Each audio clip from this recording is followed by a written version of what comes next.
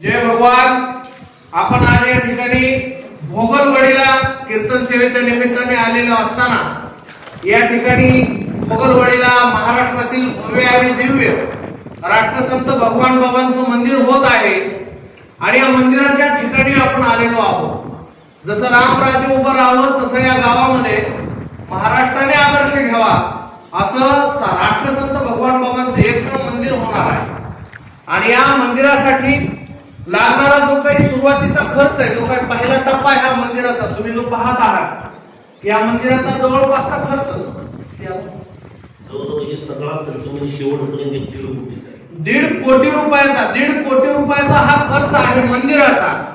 तरी वैयक्तिक खर्चातून स्वखर्चातून आमचे महाराष्ट्रातील गाजलेले पहिलवान वस्ताद श्री हरिभक्त परायण जालिंदर आबा मुंडे वस्तादांच्या वतीने वैयक्तिक या 1.5 कोटी रुपयाचा खर्च होणार आहे. आणि सगळीच्या सगळी शक्ती आबा सांगतात की ही भगवान बाबाची शक्ती, हे भगवान बाबाचं वादळ आहे. म्हणून मी आबांकडून 2 शब्द या मंदिराचे मनोगत ऐकणार आहोत आपण. काय झालंय म्हणजे बऱ्याच वर्षापासून म्हणजे कल्पना होती की आपण आता बरेचशीच माणसं आमच्या गावातले काही पैशावाले होते, भागातले आहेत, आपल्या समाजातले आहेत, इतर समाजातले आहेत, पण स्वतःसाठी काही करू शकतो माणूस. 2 मुलासाठी घर, बंगला, गाडी वगैरे, शेती वगैरे देऊ शकतो. पण एक आपण समाजासाठी काय केलं, किंवा आपण बाबा या वंजारी समाजात वंजारी समाजाच्या कुळामध्ये आलो जन्माला, आपण आपल्या धर्मासाठी, आपल्या जातीसाठी, आपल्या एक समजा समाजासाठी काय करायला पाहिजे.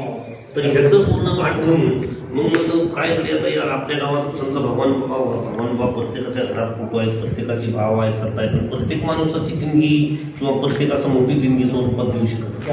मग म्हणलं आता आपल्याला एक पैशाचा चांगला दुरुपयोग काहीतरी करून कुणाला तरी देणगी नापास दिलं तर ते खर्च झाले की पुन्हा म्हणणार राहिला आणि दिलं तर बरं. ह्याच्यापेक्षा म्हणलं गावाला आठवण राहील, भविष्यात आपण आणि 10 वर्षानं घरातला कारभारी असन नसन, पण ही चिरकाल टिकणारी वस्तू म्हणजे भगवान बाबाचं एक मंदिर आपल्या म्हणजे हातून होऊन जावं अशी माझी बी इच्छा होती. आमच्या गावातली बरीचशी नेते मंडळी वगैरे म्हणजे त्यांनी एक प्रस्ताव टाकला की जेव्हा तुमची इच्छा आहे ना बांधायचं तर बांधा, जिथं कमी पडेल आम्ही तिथे तुम्हाला 100% मदत. किती बाय किती आहे? ते बाहेरच्या बाहेर असं 52 बाय 55 आहे. बरोबर 52 बाय 55. आणि आता ह्या पुढं सभामंडप केवढा होणार आहे? सभामंडप होईल ना तर एक 60 बाय 80 फुटाचा सभामंडप आहे. तो पूर्ण गावकऱ्याचं वा तर ही भगवान बाबांची कर्तुम अकर्तुम अन्यथा कर्तुम शक्ती आमच्या वस्ताद आबांच्या पाठीमागे आहे. तरी असाच आदर्श बाकीच्या